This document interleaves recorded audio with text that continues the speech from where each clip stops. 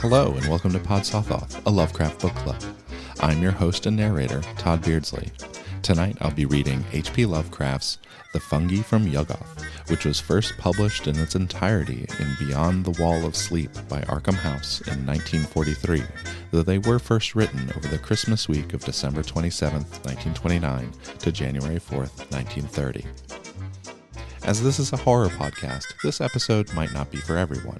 Specifically, this sequence of sonnets deals with shoplifting, several ancient farmhouses, glimpses of alien worlds, madness, and some very scary tickle monsters. If such elements are likely to disturb or offend you, you are urged to skip this episode.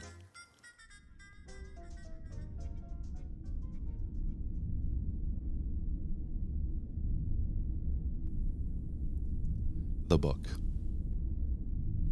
The place was dark and dusty and half lost, in tangles of old alleys near the quays, reeking of strange things brought in from the seas, and with queer curls of fog that west winds tossed.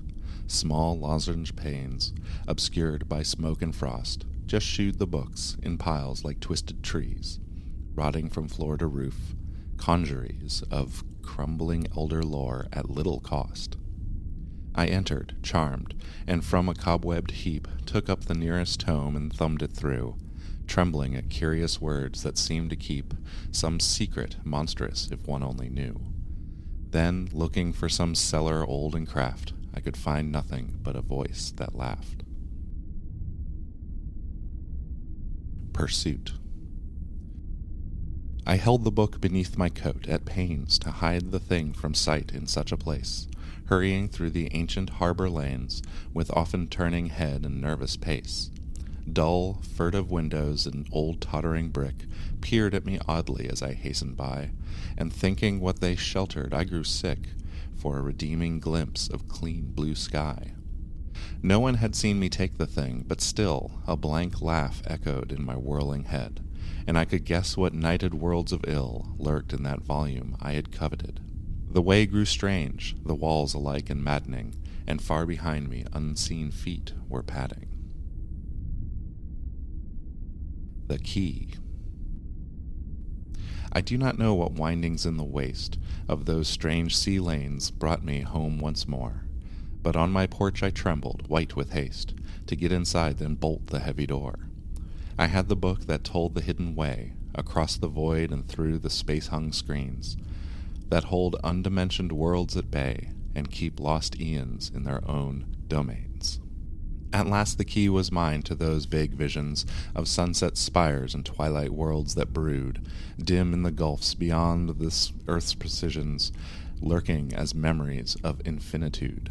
The key was mine, but as I sat there mumbling, the attic window shook with a faint fumbling. Recognition. The day had come again, when as a child I saw just once that hollow of old oaks, gray with a ground mist that enfolds and chokes the slinking shapes which madness has defiled. It was the same, an herbage rank and wild, clings round an altar whose carved sign invokes that nameless one to whom 1,000 smokes rose eons gone from unclean towers uppiled. I saw the body spread on that dank stone, and knew those things which feasted were not men. I knew this strange grey world was not my own, but Yuggoth, past the starry voids, and then the body shrieked at me with a dead cry, and all too late I knew that it was I. Homecoming. The demon said that he would take me home to the pale, shadowy land I half recalled, as a high place of stair and terrace walled with marble balustrades that sky winds comb, while miles below a maze of dome on dome, and tower on tower beside a sea lies sprawled. Once more he told me I would stand enthralled. Once more he told me I would stand enthralled on those old heights and hear the far-off foam. All this he promised, and through sunset's gate he swept me past the lapping lakes of flame and the red gold thrones of gods without a name, who shriek in fear at some impending fate. Then a black gulf with sea sounds in the night. Here was your home, he mocked, when you had sight. The lamp. We found the lamp inside those hollow cliffs, whose chiseled sign no priest in Thebes could read, and from whose caverns frightened hieroglyphs warned every living creature of earth's breed. No more was there, just that one brazen bowl, with traces of a curious oil within, fretted with some obscurely patterned scroll, and symbols hinting vaguely of strange sin.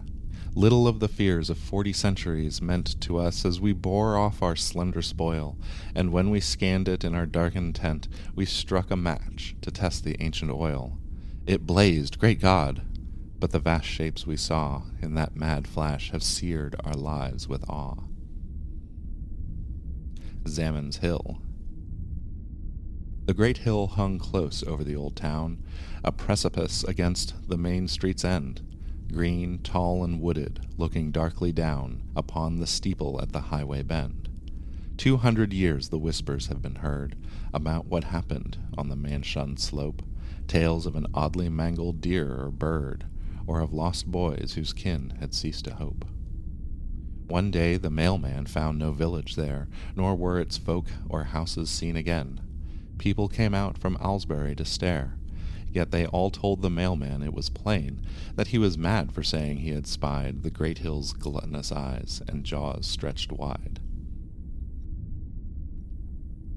The Port. 10 miles from Arkham I had struck the trail that rides the cliff edge over Boynton Beach, and hoped that just at sunset I could reach the crest that looks on Innsmouth in the Vale. Far out at sea was a retreating sail, white as hard years of ancient winds could bleach, but evil with some portent beyond speech, so that I did not wave my hand or hail. Sails out of Innsmouth, echoing old renown of long-dead times, but now a too swift night is closing in, and I have reached the height whence I so often scan the distant town. The spires and roofs are there, but look, the gloom sinks on dark lanes, as lightless as the tomb. The Courtyard. It was the city I had known before, the ancient leprous town where mongrel throngs chant to strange gods and beat unhallowed gongs.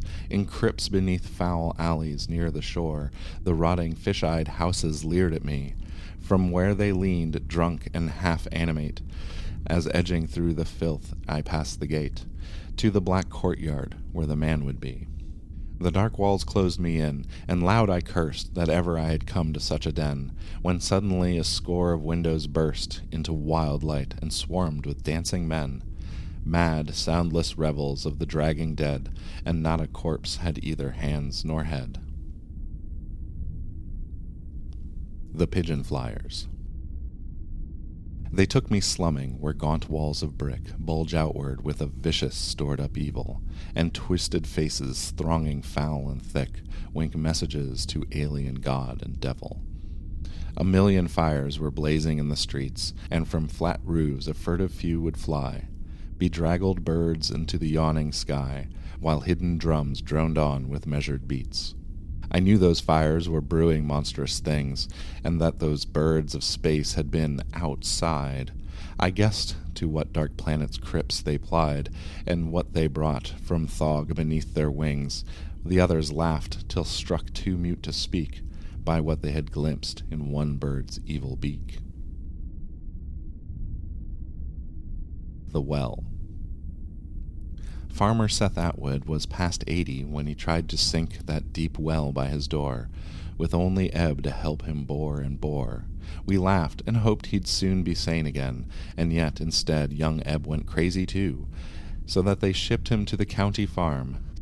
Seth bricked the well mouth up as tight as glue, then hacked an artery in his gnarled left arm. After the funeral, we felt bound to get out to that well and rip the bricks away, but all we saw were iron handholds set down to a black hole deeper than we could say, and yet we put the bricks back, for we found the hole too deep for any line to sound. The Howler. They told me not to take the Briggs Hill path that used to be the high road through to Zower, for Goody Watkins, hanged in 1704, had left a certain monstrous aftermath. Yet when I disobeyed, and had in view the vine-hung cottage and the great rock slope, I could not think of elms or hempen rope, but wondered why the house still seemed so new. Stopping a while to watch the fading day, I heard faint howls as from a room upstairs, when through the ivied panes one sunset ray struck in and caught the howler unawares. I glimpsed and ran in frenzy from the place, and from a four-pawed thing with a human face. Hesperia. The winter sunset flaming beyond spires, and chimneys half detached from this dull sphere, opens great gates to some forgotten year of elder splendors and divine desires. Expectant wonders burn in those rich fires, adventure fraught and not untinged with fear, a row of sphinxes where the way leads clear toward walls and turrets, quivering to far lyres. It is the land where beauty's meaning flowers, where every unplaced memory has a source, where the great river time begins its course, down the vast void and starlit streams of hours. Dreams bring us close, but ancient lore repeats that human tread has never soiled these streets. Star winds. It is a certain hour of twilight glooms, mostly in autumn, when the star wind pours down hilltop streets deserted out of doors.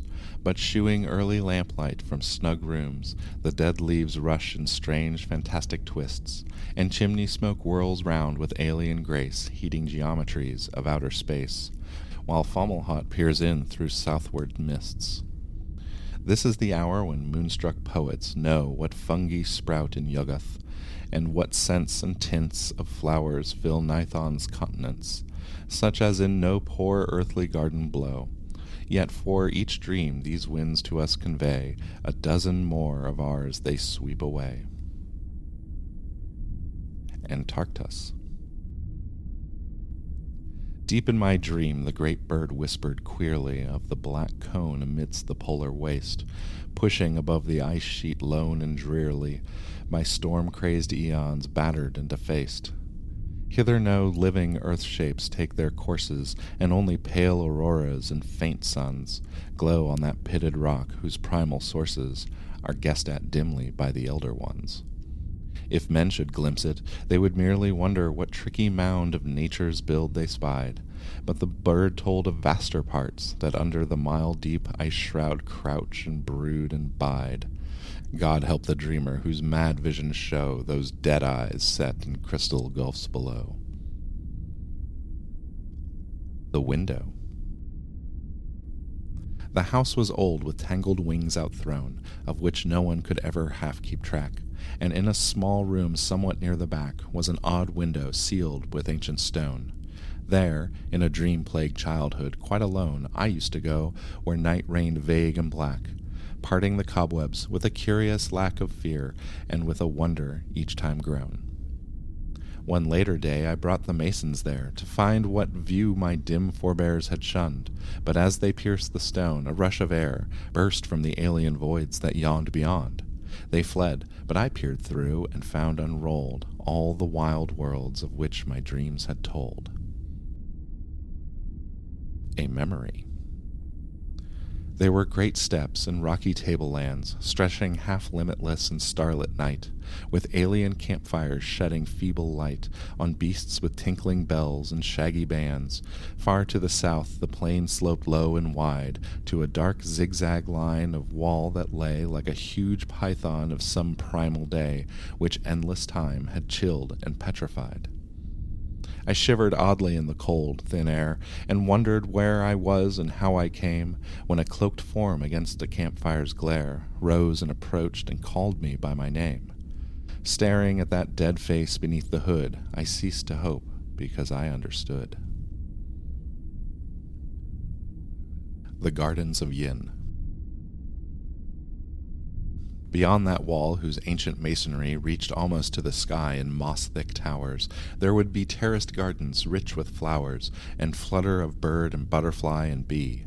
There would be walks and bridges arching over, warm lotus pools reflecting temple eaves, and cherry trees with delicate boughs and leaves against a pink sky where the herons hover. All would be there, for had not old dreams flung open the gate to that stone-lanterned maze, where drowsy streams spin out to their winding ways, trailed by green vines from bending branches hung? I hurried, But when the wall rose, grim and great, I found there was no longer any gate. The bells. Year after year I heard that faint, far ringing of deep-toned bells on the black midnight wind, peals from no steeple I could ever find, but strange, as if across some great void winging. I searched my dreams and memories for a clue, and thought of all the chimes my visions carried, of quiet Innsmouth, where the white gulls tarried around an ancient spire that I once knew. Always perplexed, I heard those far notes falling, till one March night the bleak rain splashing cold beckoned me back through the gateways of recalling to elder towers where the mad clappers tolled. They tolled, but from the sunless tides that pour through the sunken valleys on the sea's dead floor. Night gaunts. Out of what crypt they crawl I cannot tell, but every night I see the rubbery things, black, horned, and slender with membranous wings, and tails that bear the bifid barb of hell. They come in legions on the north wind's swell, with obscene clutch that titillates and stings, snatching me off monstrous voyagings to grey worlds hidden deep in nightmare's well. Over the jagged peaks of Thok they sweep, heedless of all the cries I try to make, and down the nether pits to that foul lake where the puffed shoggoths splash in doubtful sleep. But oh, if only they would make some sound, or wear a face where faces should be found. Nyarlathotep. And at the last from inner Egypt came the strange dark one to whom the fellows bowed, silent and lean and cryptically proud, and wrapped in fabrics red as sunset flame. Throngs passed around, frantic for his commands, but leaving could not tell what they had heard, while through the nations spread the awestruck word that wild beasts followed him and licked his hands. Soon from the sea a noxious birth began, forgotten lands with weedy spires of gold. The ground was cleft, and mad roars rolled down on the quaking citadels of man.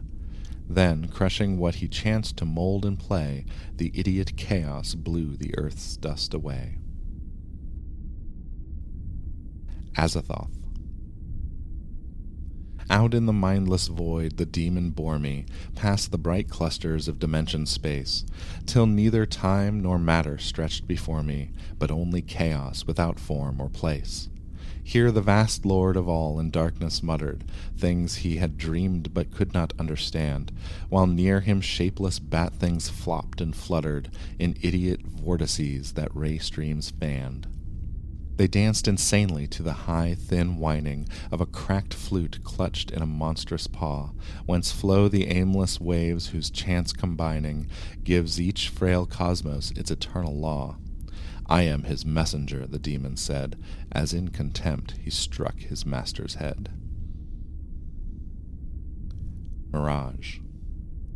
I do not know if it ever existed, that lost world floating dimly on time's stream, and yet I see it often violet-misted, and shimmering at the back of some vague dream. There were strange towers and curious lapping rivers, labyrinths of wonder and low vaults of light, and bow-crossed skies of flame like that which quivers wistfully just before a winter's night. Great moors led off to sedgy shores unpeopled, where vast birds wheeled, while on a windswept hill there was a village, ancient and white-steepled, with evening chimes for which I listen still. I do not know what land it is, or dare ask when or why I was, or will be, there. The Canal. Somewhere in Dream there is an evil place where tall, deserted buildings crowd along a deep, black, narrow channel reeking strong of frightful things whence oily currents race. Lanes with old walls half meeting overhead wind off to streets one may or may not know, and feeble moonlight sheds a spectral glow over long rows of windows dark and dead. There are no footfalls, and the one soft sound is the oily water as it glides under stone bridges along the sides of its deep flume to some vague ocean bound. None lives to tell what in that stream washed away its dream-lost region from the world of clay. St. Toad's. "Beware St. Toad's cracked chimes," I heard him scream, as I plunged into those mad lanes that wind in labyrinths obscure and undefined, south of the river where old centuries dream. He was a furtive figure, bent and ragged, and in a flash had staggered out of sight, so still I burrowed onward in the night, toward where more rooflines rose, malign and jagged. No guidebook told of what was lurking here, but now I heard another old man shriek, "Beware St. Toad's cracked chimes!" And growing weak, I paused, when a third graybeard croaked in fear, "Beware St. Toad's cracked chimes!" Aghast I fled, till suddenly that black spire loomed ahead. The Familiars.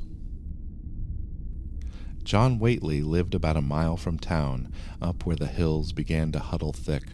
We never thought his wits were very quick, seeing the way he let his farm run down. He used to waste his time on some queer books he'd found around the attic of his place, till funny lines got creased into his face, and folks all said they didn't like his looks. When he began those night howls, we declared he'd be better locked up and away from harm, so 3 men from the Aylesbury town farm went for him, but came back alone and scared. They'd found him talking to 2 crouching things that at their step flew off on great black wings. The Elder Pharaohs. From Lang, where rocky peaks climb bleak and bare, under cold stars obscure to human sight, there shoots at dusk a single beam of light, whose far blue rays make shepherds whine in prayer. They say, though no one has been there, that it comes out of a pharos in a tower of stone, where the last Elder One lives on alone, talking to chaos with the beat of drums. The thing, they whisper, wears a silken mask of yellow whose queer folds appear to hide a face not of this earth, though none dares ask just what those features are which bulge inside. Many, in man's first youth, sought out that glow, but what they found, no one will ever know. Expectancy. I cannot tell why some things hold for me a sense of unplumbed marvels to befall, or of a rift in the horizon's wall, opening to worlds where only gods can be.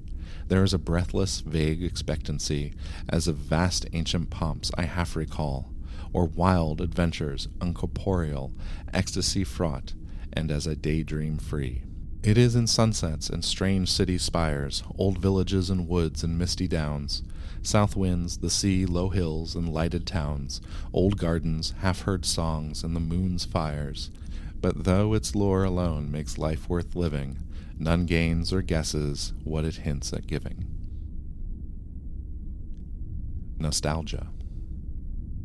Once every year, in autumn's wistful glow, the birds fly out over an ocean waste, calling and chattering in a joyous haste to reach some land their inner memories know.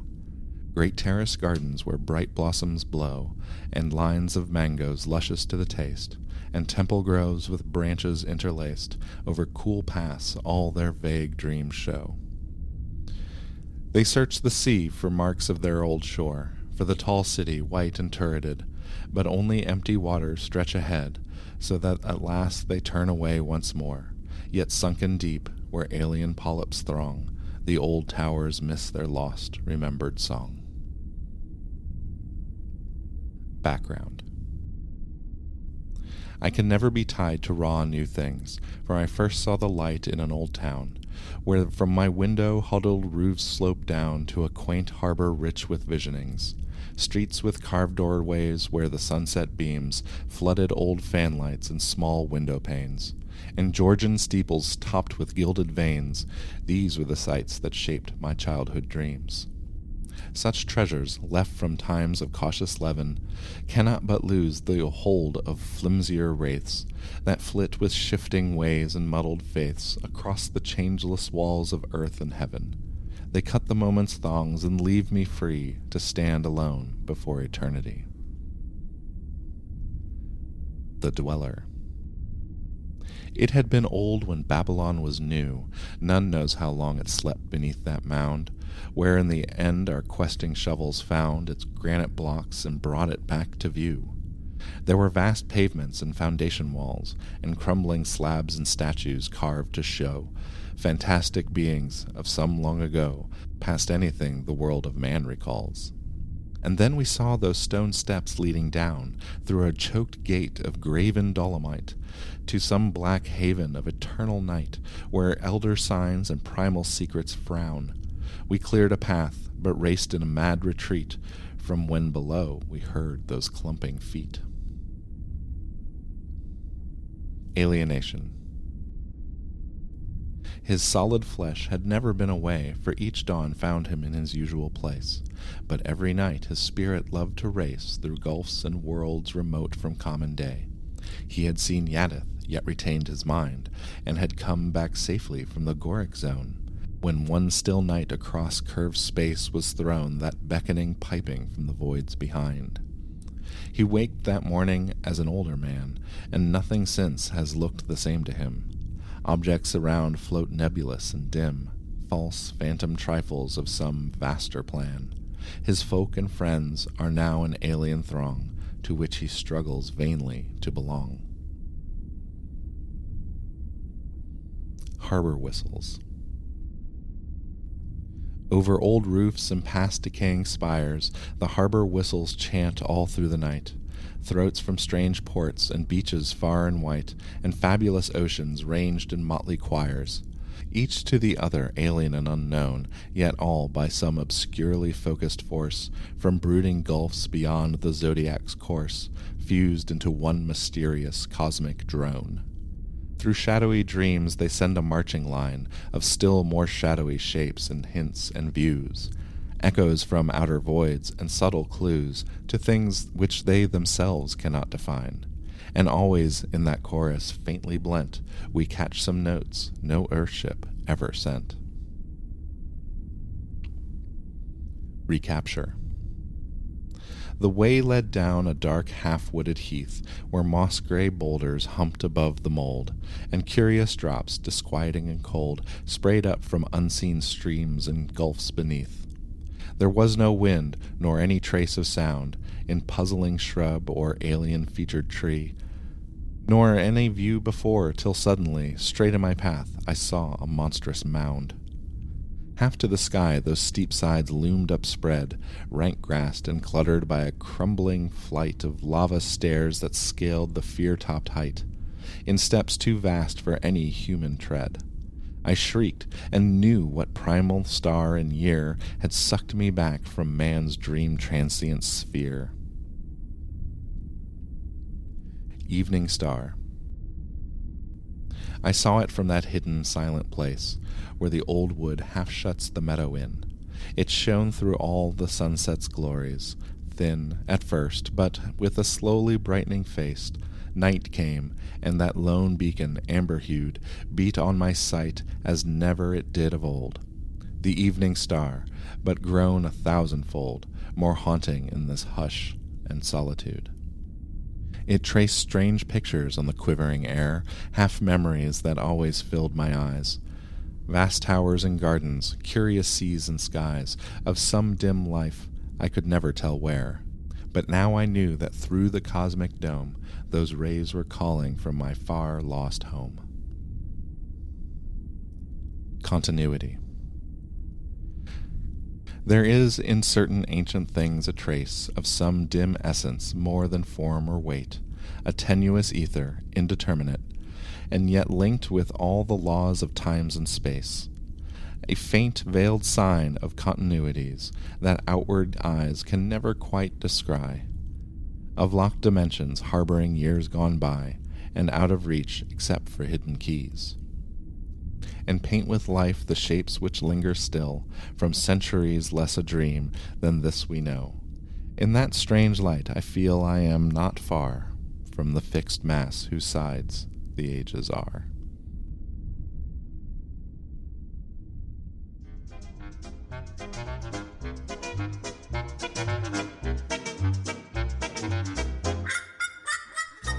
This has been The Fungi from Yuggoth by H.P. Lovecraft, as read by me, Todd Beardsley.